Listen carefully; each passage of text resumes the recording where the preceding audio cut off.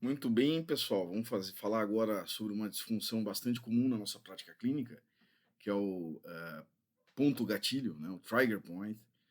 É algo que, digamos, é muito comum dentro da reabilitação traumato-ortopédica, principalmente para nós, fisioterapeutas, quiropraxistas, né, profissionais que trabalham na área de osteopatia, quem trabalha com tratamento conservador, né, profissionais que trabalham com tratamento conservador dentro da reabilitação traumato-ortopédica, dentro da traumato-ortopedia,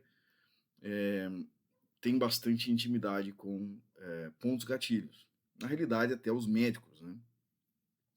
Existem cada vez mais ortopedistas estão se dedicando à abordagem clínica e não cirúrgica dentro da área musculoesquelética e o tratamento de síndromes dolorosas, miofaciais e também de pontos gatilhos, né, também está sendo um foco do tratamento. Muitos médicos estão buscando cursos de pontos gatilhos, né, de tratamento de pontos gatilhos, inclusive né, de terapias com agulhamento seco, inclusive médicos também trabalhando com, digamos, terapia neural, né, uma coisa que já fazem há muito tempo, né, wet needling, tem o dry needling e o wet needling, né. Na realidade, terapia neural é um nome que já existia, né, só uma rebatização de nome, porque é o que a Janet Travel já fazia, né, e inclusive comparava resultados entre dry needling e wet needling. Bom, trigger points, ou pontos gatilhos, né, são esses nozinhos, né? Então, esses nozinhos, eles ficam, né? Bom, primeiramente, quem cunhou o nome ponto gatilho, né, foi a Janet Travel. A Janet Travel, já falei isso em outras aulas, a Janet Travel era uma médica, né, na década de 20, ela se formou aproximadamente, e ela foi médica do JFK, John Fitzgerald Kennedy, senador, depois médico, foi médica dele como presidente, né, ela foi médica da Casa Branca, né, então ela teve uma grande expressão como médica, né, cunhou o nome Trigger Points, porque ela era pesquisadora da dor referida. Então, dor referida é o tipo de dor irradiada, uma dor irradiada, que não segue um padrão dermatômico. Né? Então, ela segue um padrão que é não dermatômico, ou seja, não é pelo trajeto do nervo. Então, uma coisa, por que eu toco aqui, dói aqui, né? Se não tem um nervo que liga daqui até ali. Então, os pesquisadores ficavam pesquisando isso. E quando ela foi pesquisar a dor referida, ela encontrou pontos, né? Ela definiu esses pontos onde ela, digamos, despertava, né? Ativava a dor referida. Então ela chamou, ela batizou esses pontos como pontos gatilho, né? Então, por isso trigger points. Então, nós podemos considerar que é uma disfunção muscular, né? É uma disfunção miopatológica, né? Dentro da quiropraxia tem alguns conceitos de alguns modelos, né, de disfunção. A gente pode chamar de subluxação, que não significa uma vértebra fora do lugar, certo? A gente deve considerar que os modelos de subluxação não significam uma vértebra fora do lugar. E dentro desses modelos de disfunção, eles consideram a disfunção muscular como um dos componentes do complexo subluxação, né, quiropráxico, né? Não é exatamente a subluxação médica, que é exatamente uma vértebra fora do lugar, né, ou uma vértebra deslocada.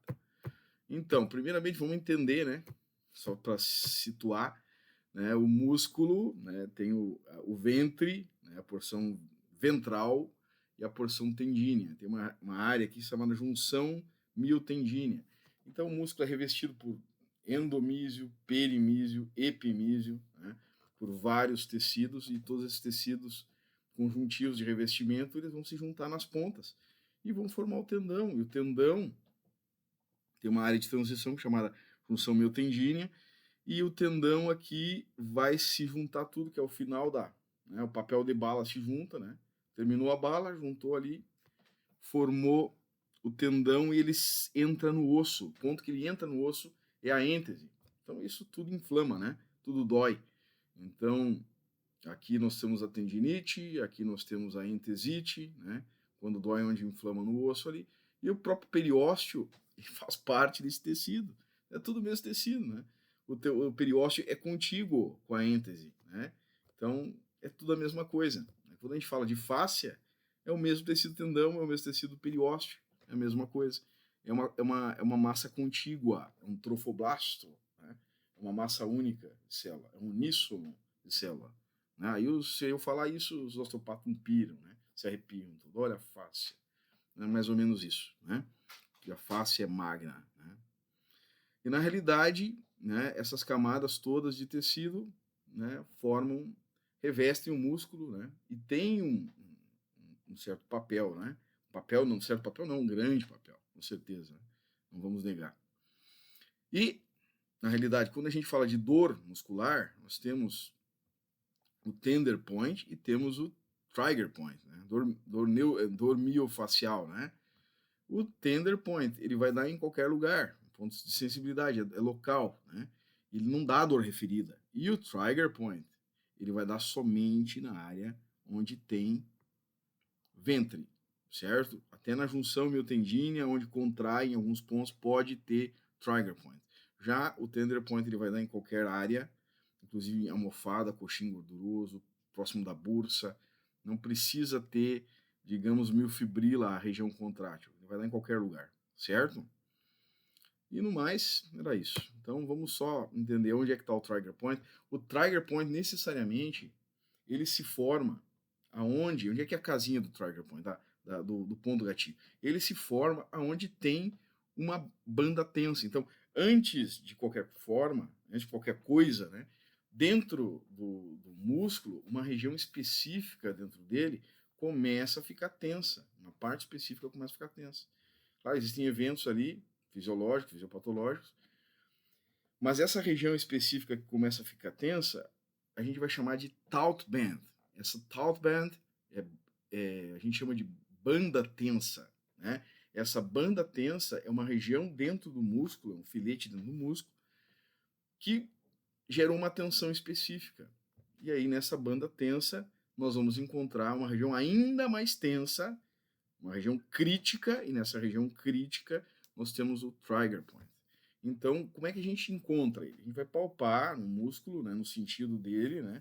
Vamos supor, pega o quadríceps, tu vai pegar, se o quadríceps está nesse sentido, tu não vai pegar transversalmente ele, tu vai sentir um quebra-molinha. Esse quebra-mola é a banda tensa. Então, esse filete, que é o quebra-mola, no trajeto do quebra-mola, você vai achar uma área mais sensível, que geralmente quando você palpa, quando você dedilha, você vai encontrar uma coisa chamada LTR, que é LTR, chama-se Local Twitch Response, certo? E quando você ativa isso, né, ele dá a dor referida, certo? Então isso é um tipo de dor irradiada. Então os trigger points, eles vão gerar esse LTR, né? Eles podem gerar esse LTR. Alguns trigger points vão estar inflamados, outros mais calmos, né? Inativos, crônicos, frios, certo? Com menos circulação de sangue. Eles têm um ciclo também, eles apresentam um ciclo. Eles ganham filhotinho, eles ganham cria, né? Eles têm células, eles têm como se fossem unidades satélites, né? Porque com o tempo eles mesmos determinam, né, na realidade, o seu desaquecimento, porque eles mesmos geram diminuição de circulação local, porque eles geram uma certa compressão, né, do tecido, né, porque eles geram contração, e aí isso gera um acotovelamento de vasos, então eles ficam mais frios. Então, quando eles ficam mais frios, eles diminuem a atividade, ou seja, a resposta diminui um local twitch response. Mas próximo deles, aonde tem ainda mais circulação sanguínea, vai ter mais, formam-se outros trigger points, os filhotinhos, né, que vão ter mais LTR, certo? Vão ter mais LTR, que vai ter mais local twitch response, que são trigger points secundários, né? Aquela zona primária, de disfunção primária que surgiu ali, miopatológica primária. Então vamos falando, né? Então vocês vão vendo aqui, vão entender assim como é que funciona, né? Como é que surgiu um trigger point, né? Como é que surgiu? É importante entender como é que funciona a contração muscular rapidamente. Então, contração muscular depende da função neuromuscular. Então, nós temos potencial dielétrico, potencial de ação, né? Lei de Kajal, né? Lá o cone de implantação do axônio. Né? Nós temos o nódulo de Ranvier, né? O internódulo. Nós temos o estímulo saltatório, que vai em nódulo de Ranvier, onde tem os canais de sódio e potássio, e o estímulo saltatório vai alcançar lá, né, o botão sináptico. E lá no botão sináptico vai haver, então, vai alcançar a junção neuromuscular e com neurotransmissores, né, acetilcolina, né, neurotransmissor que vai afetar, então, a placa motora. E compreender essa sucessão de eventos que se dá para, digamos, contração muscular é interessante porque é a função normal, né? Então, se não tá acontecendo alguma coisa errada com o meu paciente, eu tenho que entender que se a função motora está prejudicada, se tem dor, né? Se o paciente está com déficit de força, formigamento, é alguma coisa nesse trajeto aqui que está dando errado, né? Ou é no sistema nervoso central, né? Alguma coisa no sistema nervoso central, ou é no sistema nervoso periférico, ou é condução na mielina, né? Ou é daqui a pouco ali na transmissão, né, do neurotransmissor, ou no receptor pós-sináptico. Tá? Então ali esse raciocínio nos ajuda a fazer um diagnóstico. Tá? Isso é importante. Então, alguns casos, algumas patologias é problema na sinapse, né? Algumas patologias é lá no sistema nervoso central, né? No corno anterior, lá, né? Digamos uma infecção viral, uma doença autoimune lá no corno anterior, como o Guillain-Barré, né? Outras situações é desmielinização, outras situações são, digamos, uma doença autoimune que afeta os receptores pós-sinápticos, né, como miastenia graves, né, na junção neuromuscular, ou mesmo diminuição dos receptores, né, como paucidade dos receptores, né, paucity of neurotransmitters, né, no caso de doença genética, né, onde nós temos diminuição das vesículas sinápticas. Então, existe uma soma de eventos, e esses eventos nos ajudam também a compreender, né, as fisiopatologias. Olhando aqui para o cálcio, tem uma doença chamada Slow Channel Syndrome, quer dizer, o canal lento. Né? Então, o cálcio é fundamental, né, para que as vesículas sinápticas, lá na junção neuromuscular, lá na junção, se eu tenho uma junção neuromuscular aqui, ó. Aqui eu tenho uma junção neuromuscular.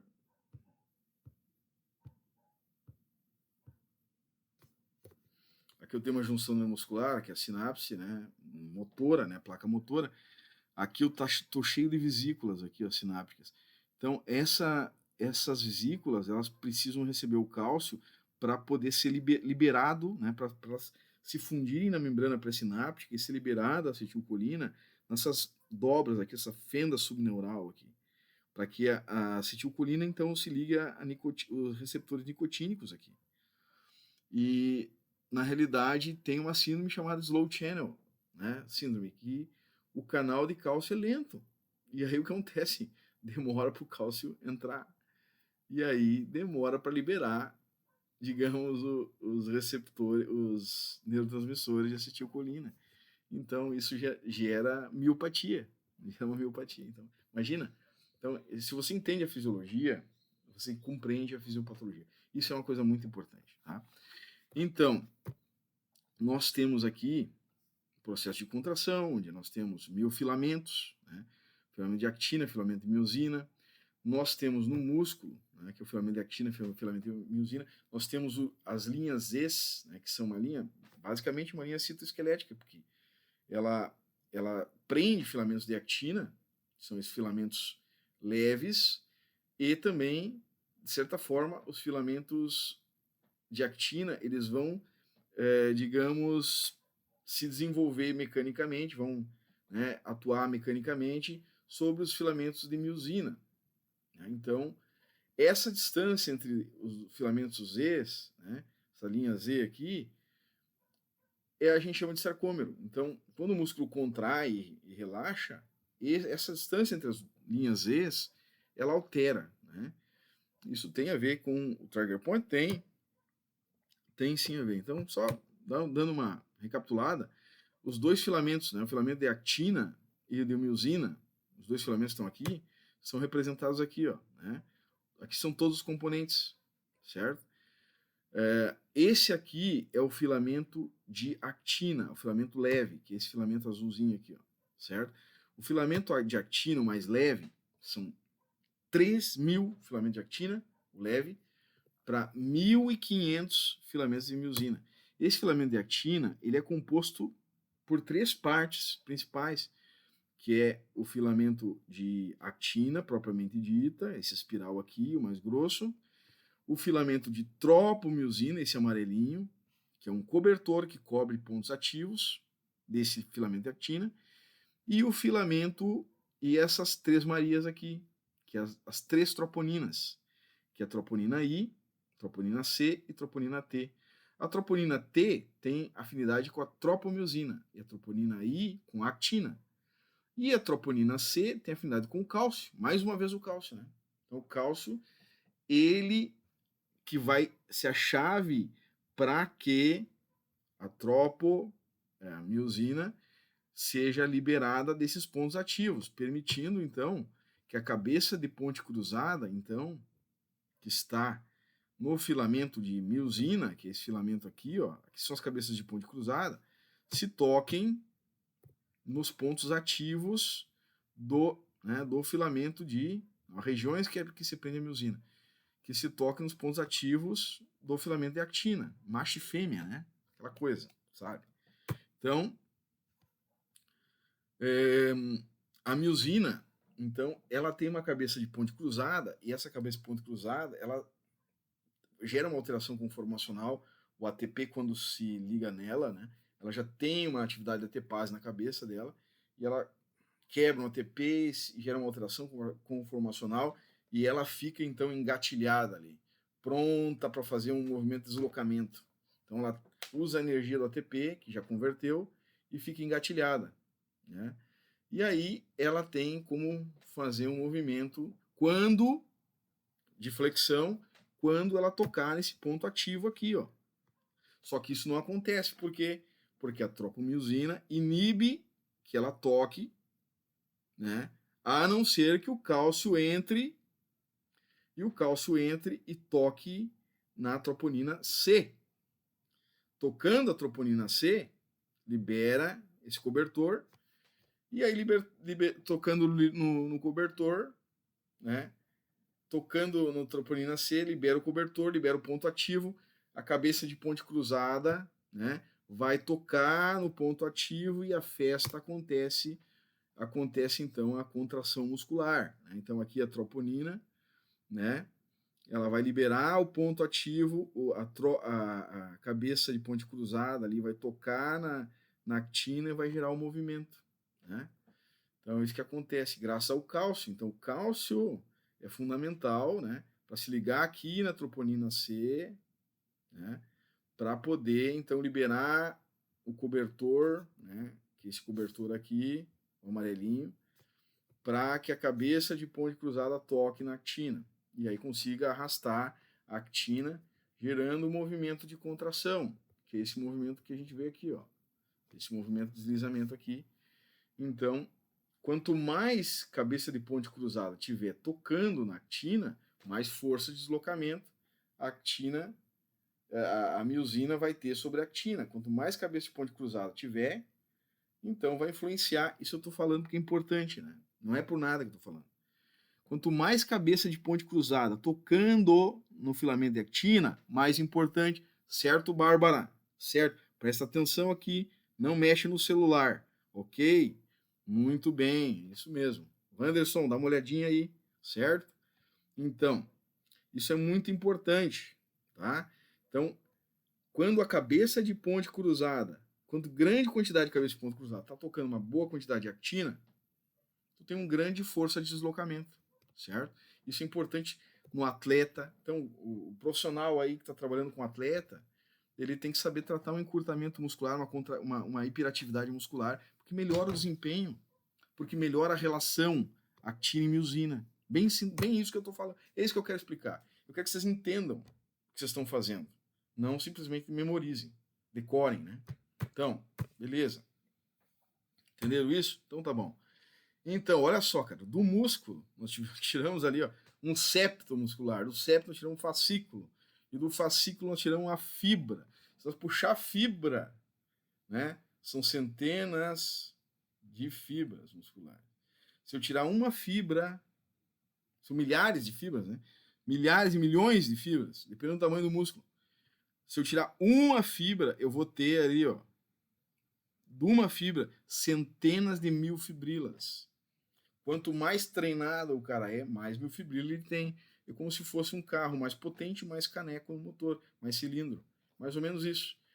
Então, quando ele tem ali mais miofibrila, ele vai ter também mais miofilamento naquela fibra, obviamente. Então, isso aqui é uma miofibrila. Então, a miofibrila está aqui. O que nós temos aqui? Sarcômero, né? E actina e miosina, como eu já expliquei para vocês, certo? Então, quanto mais ele tiver actina e miosina, mais miofibrila, mais força ele vai ter, é óbvio, né? Mais área de secção transversa, mais força ele vai ter. Então, esse componente, claro que vai ter que ter cálcio, né? Esse cálcio não falta porque tem nos ossos, né, pessoal? Então, para que serve o osso? Por que serve o osso, galera? Para que serve o osso? Ah, é para sustentar. Que sustentação nada, galera. O osso é uma reserva de cálcio, uma reserva imensa de cálcio para fazer as funções metabólicas do corpo, inclusive contração muscular, potencial de ação, etc. Essa é a função. Essa é a função do esqueleto ser formado de cálcio e não de adamantium ou de, sei lá, de qualquer outro metal da Marvel, né? Então, na realidade, o osso é feito de cálcio porque é uma reserva. E por isso que tem como a gente tirar material do osso e repor. E por isso que ao longo da vida tem um déficit que é chamado osteoporose. Que a mulher tem até 50% de osteoporose e o homem até 1/3. Certo? É isso. Tá? O osteoclasto vai lá e reabsorve. Quando precisa, aumenta o nível de cálcio no sangue, porque o músculo precisa, não é só um músculo, né? Todas as células para despolarizar precisam. O neurônio precisa. Né?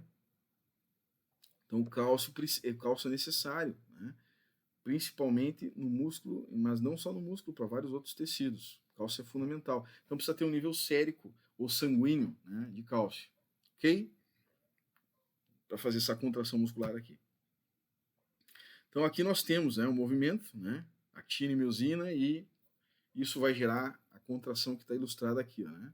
Cálcio mediando esse processo, as três Marias, né? Tropomiosina, actina. Tropomiosina é o cobertor da actina e aqui cabeça de ponto cruzado na miosina, certo? O ATP aqui fazendo alteração conformacional na cabeça de ponto cruzado. Então é isso, acho que a fisiologia deu para lembrar a fisiologia, né?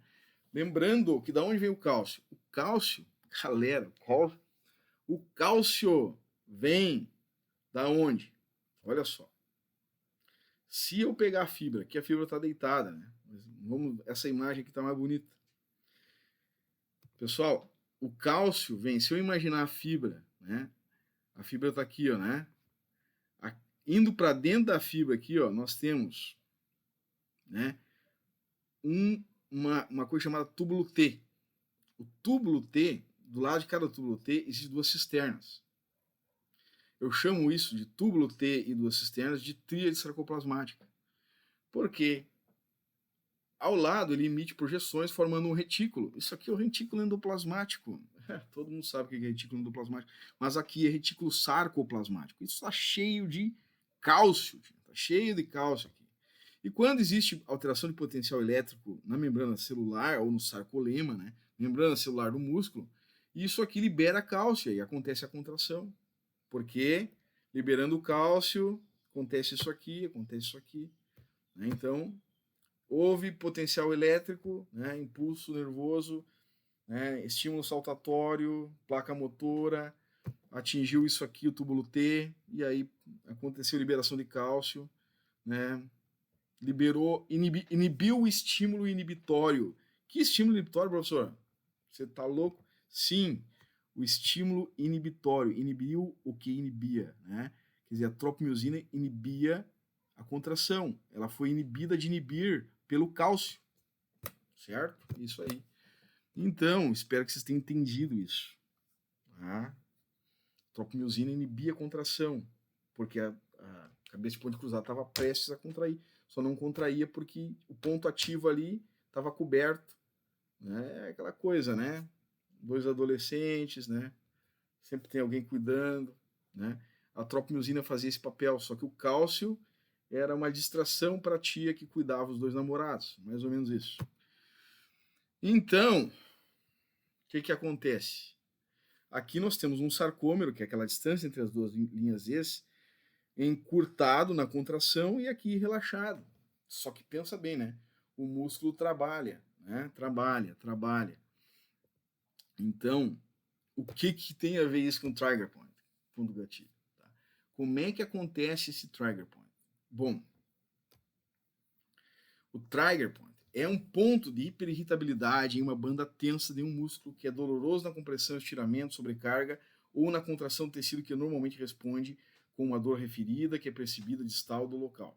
Já explicamos sobre isso. É uma das causas mais negligenciadas e ignoradas da dor aguda e crônica. Uma das condições de dor musculoesquelética, né? Como forma Henley, Kozikowski, 1993. Pode ser primário ou secundário. Né? Já falei em outra aula também. O que é primário e secundário? Porque ele pode ser devido a uma lesão muscular, né? Hiperatividade muscular, de um treino, né? Uma contusão direta no músculo, um trabalho direto no músculo, ou pode ser secundário a uma alteração articular, e isso é baseado em evidências. Não me venha com essa, cientista. É baseado em evidências, sim. Tá? Não é só da subluxação quiroprática. Sim, disfunção articular gera hiperatividade, miopatologia existe, tá? Então, disfunção articular gera trigger point, certo? Então, um dos sinais da disfunção articular é o próprio trigger point, certo? E quanto mais ativo, se eu sei que o trigger point, olha só, galera, avaliação. Se eu sei que o trigger point é secundário a uma disfunção articular, que ele já é conhecido, quanto mais ativo ele estiver, significa que a disfunção articular também está muito ativa, certo? Então eu posso espelhar, né? Eu posso inclusive tratar a disfunção articular pelo trigger point, porque a disfunção muscular ela melhora a disfunção articular, porque ela gera tensão e desequilíbrio na articulação. É óbvio, certo? Então isso é secundário. E também vísceras é baseado em evidências, tá? É sim. Vísceras também causam trigger points. Por exemplo, endometriose, certo? Endometriose gera trigger point abdominal, reto abdominal, certo? Então é isso. Então nós temos ali o FEI, já falei que tem evidência nisso, né? O que o FEI fala na parte do trigger point tem sentido e tem evidência sim, não venha falar contra. Podem ocorrer associados a condições de osteoartrite do ombro, quadril, joelhos, trigger points. Podem agravar sintomas de outras doenças e persistir por muito mais tempo após a condição inicial resolvida. Associada a condições viscerais como endometriose, cistite intersticial, né, síndrome do intestino irritável, dismenorreia e prostatite. Isso está tudo no livro do Jan Domerhold, que é totalmente baseado em evidências, esse livro, que é o Dry Needling, do Jan Domerhold. E presença de trigger points abdominal, preditivo de endometriose em 90% em alguns estudos. Tá? Então, caracteriza também dor referida. Então, tu toca numa região, dói na outra, e não tem nervo conduzindo essa informação, e que caracteriza dor referida, tá? Não é dor irradiada, tá bom? Diferente de dor local, tá? Isso é dor referida. Então, como eu falei para vocês, dor referida é uma coisa e dor irradiada é outra, tá? Não segue distribuição neural. É um fenômeno que tem sido descrito há mais de um século, é pesquisado até hoje e não, Ballantyne et al. Esse cara é o que mais estuda. Esse, o et al, é o que mais estuda. Eu quero ser aluno desse cara. a dor sentida e o COLS, aquele, tá? Fantástico. A dor sentida numa região diferente distante da fonte de dor, mas sem distribuição neural. Pode durar alguns segundos, então não quanto algumas horas, e pode acompanhar a vida do trigger point. Né? Ok? Pode distribuir caudal ou cranial. Tá? E a intensidade e o tamanho da área são relacionados à irritabilidade, o grau de irritabilidade do trigger point. Não segue distribuição de dermátomos. Isso é muito importante. Tá? Isso é muito importante. Então aqui a distribuição, tá? Ok? Só para vocês estarem cientes. Podem, não, isso não é uma regra, não existe regra para, não existe mapa fidedigno de trigger points e nem de dor referida. Pode acreditar. Pode ter sintomas também de dormência, frio, rigidez, fraqueza, sem distribuição miotômica ou dermotômica, certo? Então não tem nada a ver com nervo, tá? Ok? E a lesão primária do trigger point tem a ver, obviamente, tem a ver com componentes de lesão, né, inflamatória, primeiramente, né, relacionado a estresse no músculo, muito provavelmente estresse no músculo, e essa lesão inflamatória ela ativa a sensibilização central e periférica. Né? E quando tu tem catabólito inflamatório, isso pode gerar ativação em outras áreas, né, dentro do organismo. Mas não está bem explicado, tá? Não está muito explicado não, nós temos que estudar muito mais, certo? Não tem teoria 100% nisso na dor referida até hoje, tá? Diferente da dor discogênica, diferente da radiculopatia, é outra coisa, tá? Certo? Totalmente diferente, tá? Então, o trigger point é algo totalmente diferente, certo? Como eu falei aqui, né, na endometriose, tá? Presente endometriose, gera trigger points abdominais. Né? E, de fato, quando eu tenho uma área de contração, mesmo numa mesma banda tensa, eu posso ter uma área de distensão. Então, imagina um jogador de futebol, né? Se ele está já com muita hiperatividade, ele vai jogar lá e vai forçar demais, ele pode ter o contrário, né? Lei da medicina chinesa, o excesso de uma coisa leva a outra, né? Quem muito ri acaba chorando. Quem está contraturado acaba distendendo, né? O oposto, fragilizando uma área em função de outra. Então isso também é possível, certo? Isso porque, por que é interessante isso também? Por que é interessante no desempenho, né? Por que um músculo hiperativo ou contraturado, né, um músculo contraturado ou distendido, ele é menos eficaz também no rendimento? Tem um gráfico no Guyton que fala sobre isso, no Fisiologia Médica, né, que mostra que aquilo que eu já expliquei antes quando eu falei da fisiologia. Quanto mais sobreposição de actina e miosina, né, quanto mais interação de cabeça de ponte cruzada por ponto ativo de actina, mais força de tração eu tenho. Então, quando eu tenho isso aqui, letra A, eu não tenho força. Quando eu tenho isso aqui, letra D, eu não tenho força. Eu vou ter muito mais força entre o C e o B, certo? Porque aqui eu tenho máximo aproveitamento de actina com miosina. Então é isso. Então, é o que eu estou explicando aqui nesse mesmo gráfico. Tá? Então, quando eu tenho afastamento demais de actina da miosina, não contrai. Quando eu tenho também pessoas, vamos supor, muito hiperativo, também vou perder força. Porque está muito hiperativo, eu vou ter nesse músculo cheio de trigger points, né? Cheio de trigger points, o que eu vou ter? Eu vou ter, digamos, muita sobreposição de actina sobre até actina. E isso faz com que não tenha contato de actina com miosina. E isso vai gerar também em alguns pontos áreas distendidas, onde a actina não toca sobre a miosina também, por estar distendido, fragilizando também, gerando predisposição à lesão. Então isso compromete bastante o rendimento do atleta, além de predisposição à lesão, certo?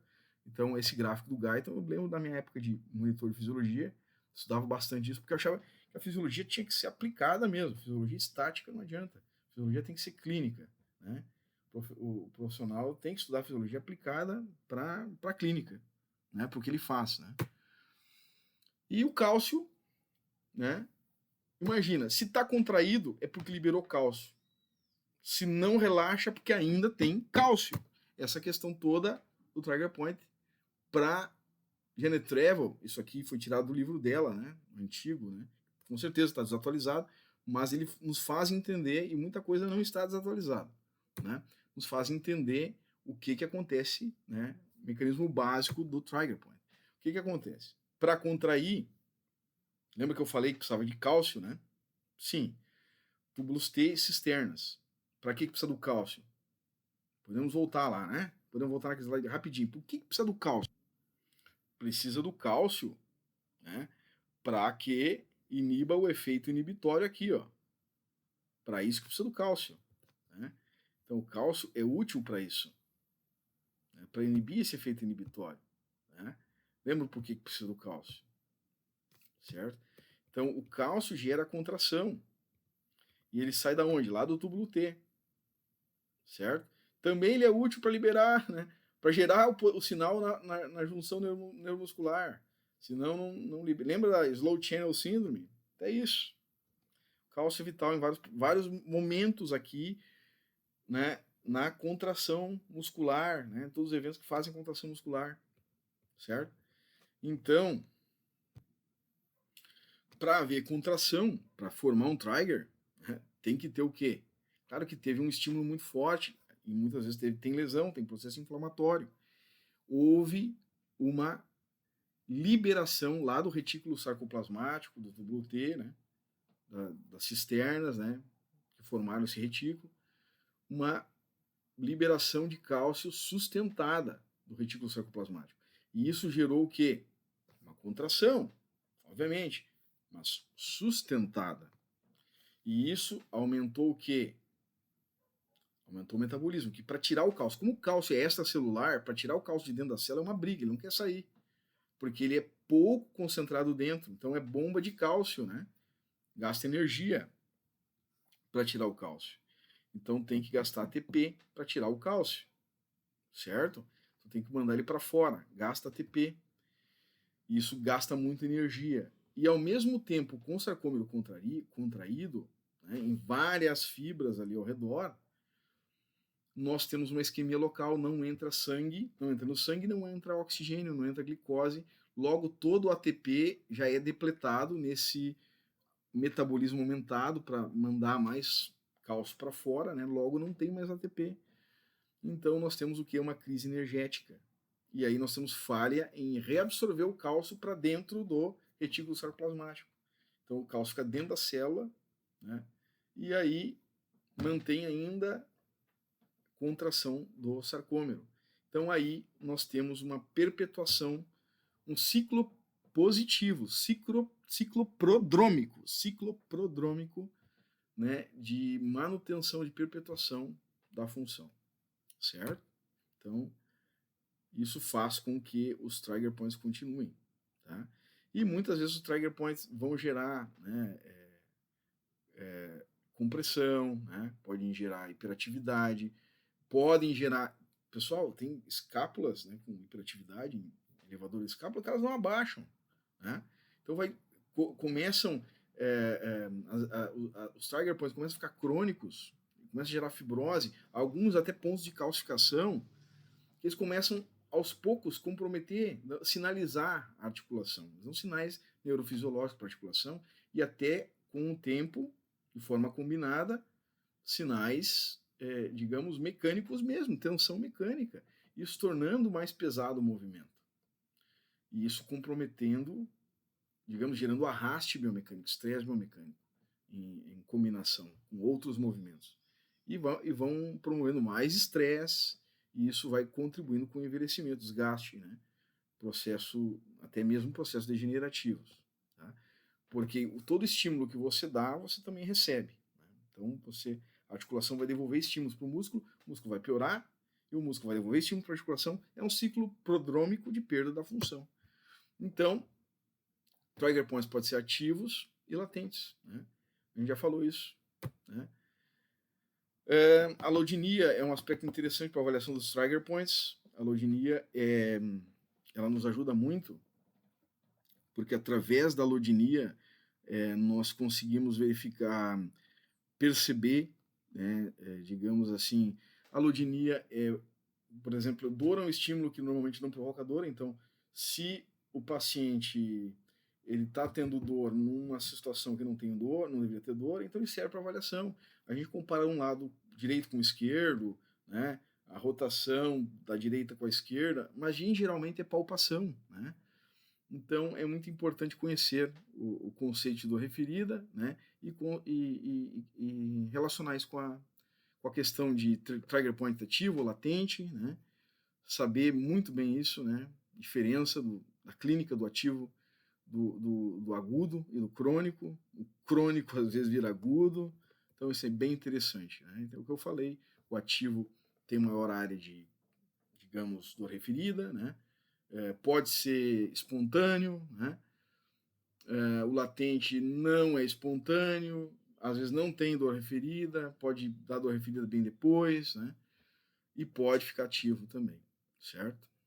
Então aqui a banda tensa foi descrito por Gervin, né, em 1997, pode ser visualizado em elastografia por ressonância magnética, né? Então é isso, é onde nasce o trigger point, dentro do músculo, certo? Então, eu acho que é isso, né? Eu acho que aqui é aonde o trigger point está, é uma área de oxygen starvation, onde não tem circulação sanguínea, né? Principalmente aqueles crônicos, né? Então ele fica frio, né? Fica frio. Tem o trigger point agudo, é uma área quente, e o crônico é frio. Então, né? O agudo, liberação reflexica. O crônico é mais. Tu pode trabalhar técnicas mais diretas de liberação, certo? Mas em geral, né, minha dica é nas reflexicas, né? Mas em alguns casos o crônico ele é mais apropriado técnicas diretas, né? Até o Yastmi vai atuar mais nas bandas tensas crônicas, já vai ter fibrose, em alguns casos até calcificações, né? É possível trigger points de vida inteira, certo? Então, é isso, certo? O LTR, eu acho que é interessante, né? Contração involuntária, né, do músculo. O LTR ele ajuda a nortear o tratamento, né? Que é o Local Twitch Response, eu já falei no início para vocês, né? Conforme o Hong e Simons. Né? É uma contração súbita da fibra muscular em uma banda tensa que pode ser observada e visualizada no ultrassom e eletromiograficamente também. E o número de LTR está relacionado com a irritabilidade do músculo, né? Vou mostrar aqui, ó, né? Tem aqui um vídeo, vamos ver se aparece aqui. Isso é LTR, né? Tá? Às vezes ele é mais lento, às vezes ele é mais rápido, né? Dependendo da técnica que você faz, né? E aqui, ó, dedilhar apenas no músculo, certo? No outro slide aqui, o que nós temos? Aqui nós temos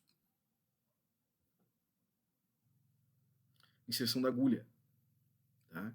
Aqui nós temos a inserção da agulha, e aqui através da inserção da agulha nós temos então a presença de LTR, Local Twitch Response.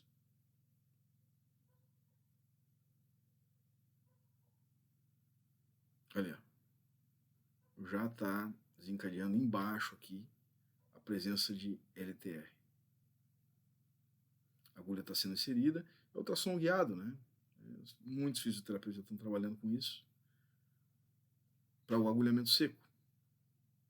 Não é necessário, mas é interessante. Pro dry needling regenerativo, isso eu acho interessante. Quando tem uma ruptura, você vai trabalhar com agulha, né? Agora, para outro dry needling neuropático, não precisa de ultrassom guiado. Agora, o regenerativo é interessante. Tá?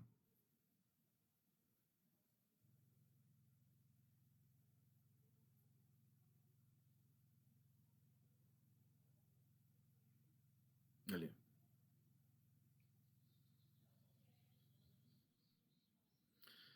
Bom, a diferença de trigger point e tender point já falei, né?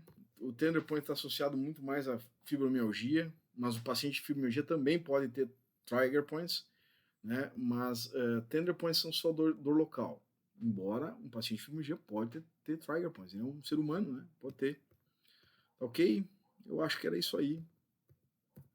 Mas, né, não teria mais muita coisa para falar, né? Só para demonstrar aqui algumas áreas que normalmente tem